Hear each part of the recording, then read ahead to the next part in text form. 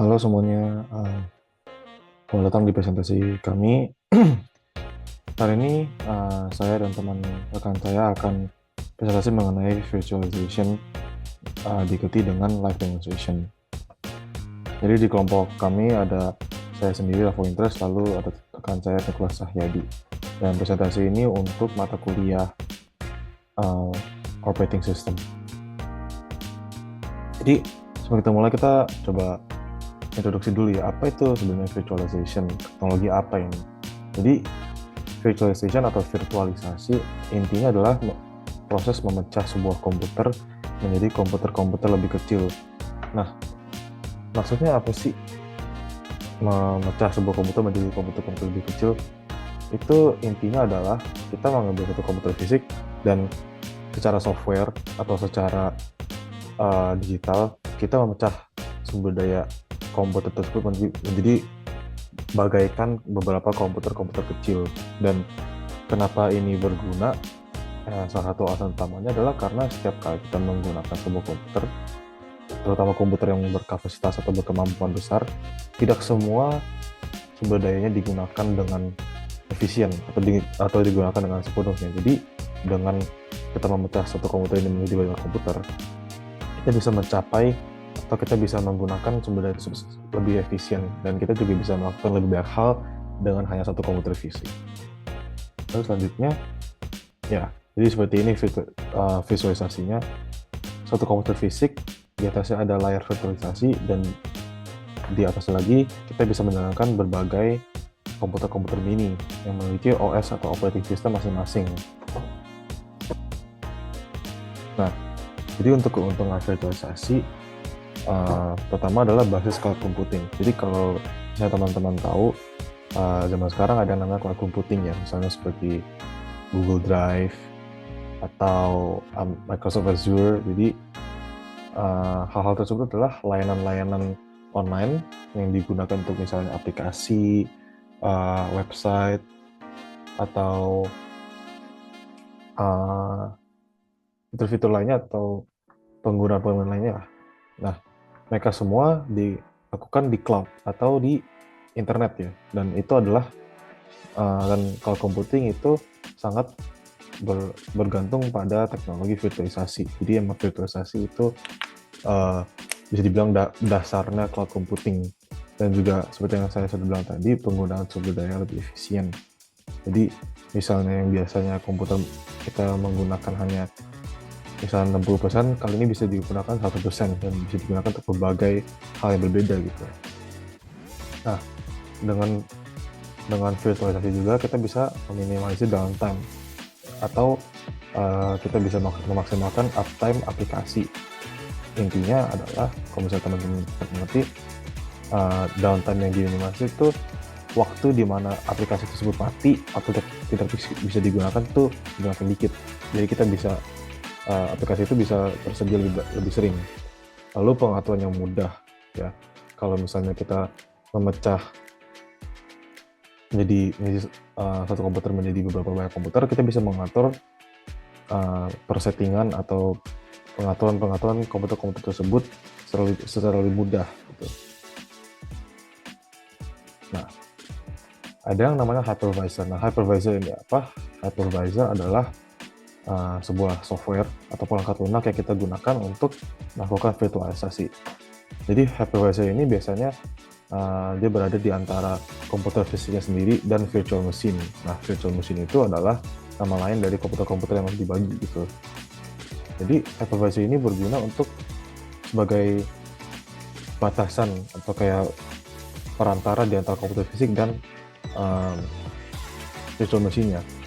Nah, ada dua tipe hypervisor. Yang pertama adalah type 1 atau namanya bare metal. Nah, type 1 ini hypervisor dia langsung nempel atau dia langsung berinteraksi dengan komputer fisiknya. Jadi tidak ada OS atau operating system dasar yang dimiliki komputer fisik. Jadi dia langsung menggunakan hypervisor. Oke, sorry, mungkin di sini agak salah PPT-nya, tapi intinya type 2 ini adalah hypervisor yang bekerja di atas OS yang existing. Jadi kebalikannya dari type 1, di mana type 1 dia langsung berinteraksi dengan komputer fisiknya type 2, dia berinteraksi dengan OS-nya dulu. Jadi sudah ada base OS untuk komputer fisiknya. Jadi perbedaannya di letaknya aja sih, dan konfigurasi komputer fisiknya. Nah, virtual machine. Nah, seperti yang saya sudah sebut tadi, virtual machine itu nama lain dari komputer-komputer digital atau virtual yang sudah kita bagi. Jadi virtual machine itu bisa digunakan untuk mensimulasikan komputer fisik, jadi bagaikan komputer fisik benar gitu. Jadi kalau misalnya kita menggunakan virtual machine, tampilannya itu seperti komputer fisik, namun dia sebenarnya adalah komputer digital. Nah, biasanya memiliki konfigurasi VM, storage untuk penyimpanan virtual, dan snapshot untuk menyimpan keadaan VM pada waktu tertentu. Jadi snapshot intinya adalah seperti kalau teman-teman pernah main game-game gitu, kita kayak save game. Jadi kayak keadaan VM, semua data, operasi, kegiatan yang dilakukan pada waktu titik tertentu, kita bisa save di situ. Kita bisa save, kita selamatkan. Jadi ketika kita mau menggunakan lagi, kita tinggal balik ke titik itu. Jadi kita nggak perlu ulang dari awal.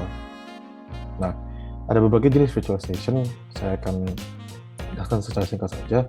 Yang pertama ada server. Jadi satu server dipecah menjadi berbagai server, dan biasanya ini untuk kebutuhan industrial atau enterprise. Storage juga untuk industrial dan enterprise. Jadi kita bisa memecah kita bisa mengumpulkan berbagai banyak storage menjadi satu virtual storage. Jadi storage sendiri nggak yang besar itu secara fisik tidak ada, tapi dia bisa digunakan seperti satu storage fisik yang besar. Lalu ada network, jadi kita menggabungkan sumber daya berbagai network menjadi satu network terpadu gitu agar lebih kuat. Lalu ada data, application, dan desktop. Dan mungkin desktop ini yang paling sering teman-teman jumpai ya. Jadi ini seperti yang saya sudah jelaskan tadi, desktop itu satu jenis yang paling mendasar sih, karena dia mensimulasikan VM, dan VM itu ya tujuan utama desktop adalah untuk mensimulasikan OS yang berbeda atau operating system yang berbeda. Jadi misalnya kita punya komputer fisik Windows, tapi kita mau menjalankan Linux atau Mac. Nah, kita bisa melakukan itu menggunakan virtual station. Jadi desktop virtual station.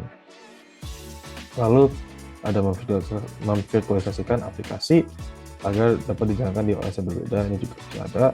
Dan data visualization, jadi lapisan tambahan di antara data dan aplikasi untuk menyesuaikan bentuk data.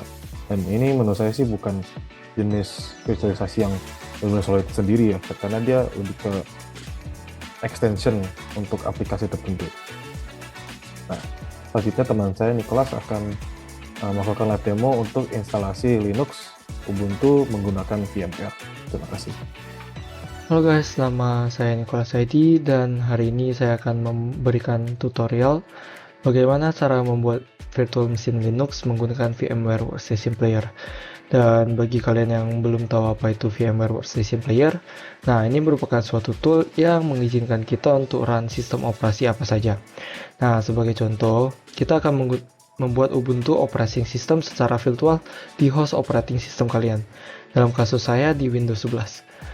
Dan untuk ini kalian membutuhkan VMware Workstation Player dan file ISO untuk Ubuntu. Untuk ISO file Ubuntu, kalian dapat mendownloadnya dari browser favorit kalian. Di sini saya akan menggunakan Google Chrome. Klik saja Ubuntu dan klik link yang pertama. Terus klik Product dan Ubuntu Desktop. Setelah itu, klik download Ubuntu Desktop. Nah, pada saat video ini dibuat, saya menggunakan Ubuntu 24.04.1 LTS. Nah, LTS ini merupakan long term support version. Diklik saja download.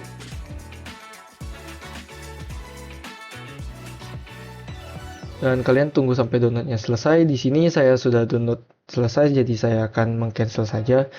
File di sini sekitaran 6 GB. Jadi untuk kalian yang belum download, kalian harus menunggunya sampai selesai. Karena saya sudah download, saya akan klik cancel saja. Dan setelah download selesai, kita akan membuat virtual machine-nya. Di sini di virtual machine workstation player, kita klik create a new virtual machine. Di sini saya akan pilih I will install the operation system later. Next. Untuk guest operating system kita pilih Linux, dan untuk version kita pilih Ubuntu 64 bit, dan ini sudah di-set secara default. Jika belum, kalian harus mencari Ubuntu 64 bit. Di sini kita next. Di sini terserah kalian mau buat virtual machine name-nya apa. Di sini saya akan default saja. Dan untuk location kalian bebas pilih. Di sini saya akan memilih datadate. Next. Terus kalian bisa specify disk capacity. Di sini saya akan menggunakan default saja 20 GB, dan saya akan menggunakan split virtual disk into multiple files. Next. Terus finish. Setelah virtual machine telah jadi, di sini saya akan klik edit virtual machine settings, dan di sini kalian bisa setting sesuai kemauan kalian sendiri.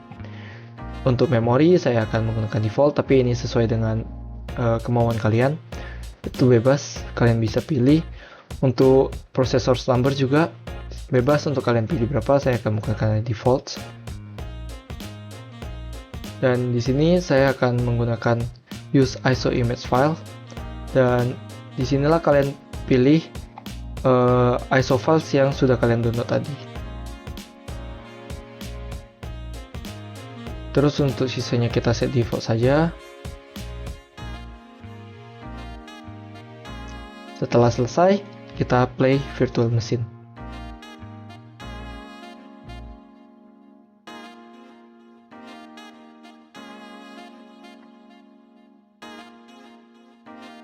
Di sini akan muncul seperti ini.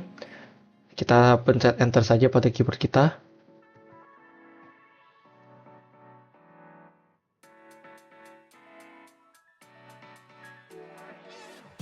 Tunggu sampai instalasi selesai. Dan setelah downloadnya selesai, kita tunggu preparing untuk Ubuntu-nya.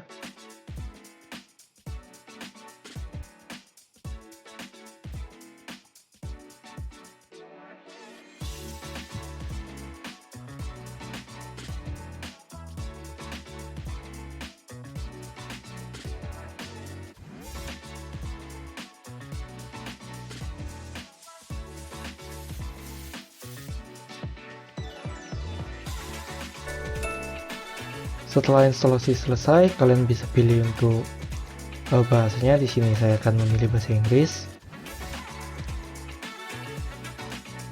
Untuk accessibility di Ubuntu saya akan default saja, tidak akan ada yang saya ganti. Untuk keyboard layout saya menggunakan English US, ini sesuai dengan apa yang kalian mau. Ini next saja. Di sini saya akan install Ubuntu.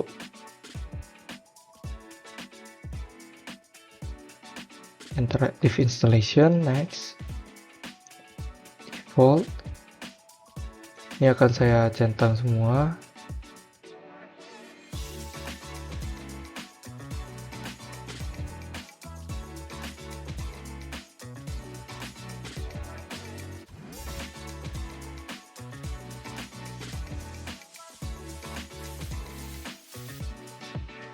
How do you install Ubuntu? Kita pilih yang erase disk dan install Ubuntu.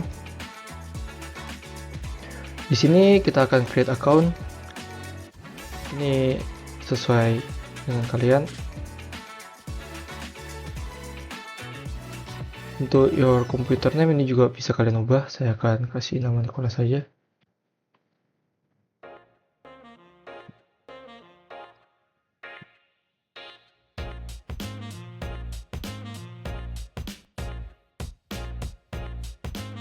Next, install.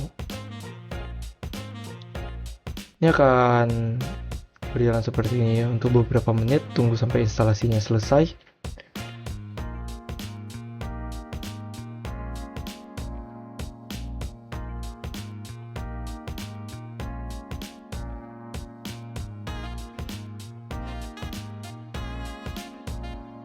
Dan setelah beberapa menit saya menunggu, akhirnya instalasinya selesai, dan di sini muncul Windows yang bertuliskan Ubuntu 24.04.1 LTS is installed and ready to use. Di sini kita klik saja Restart Now, dan Ubuntu akan restart.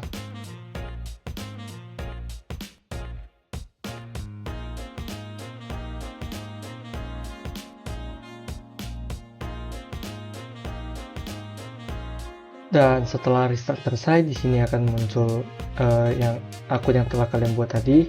Jadi saya pencet saya, dan berikan password yang telah Anda buat tadi.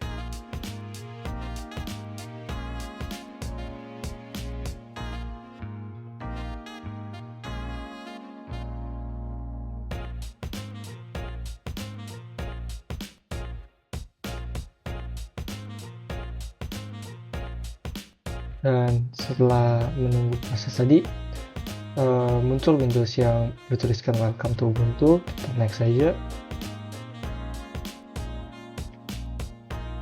Untuk enable Ubuntu Pro nya, saya akan skip for now. Next. Ini saya akan pilih No Don't Share System Data. Ya, di sini virtual machine Linux kalian telah jadi, dan untuk show apps-nya kalian bisa pencet yang di sini, dan kalian di sini bisa memilih atau membuka aplikasi atau sistem yang telah terinstall di sini. Kalian bisa membuka terminal di sini, dan kalian lihat terminalnya sudah terbuka. Dan itulah bagaimana cara kalian membuat virtual machine Linux pada VMware.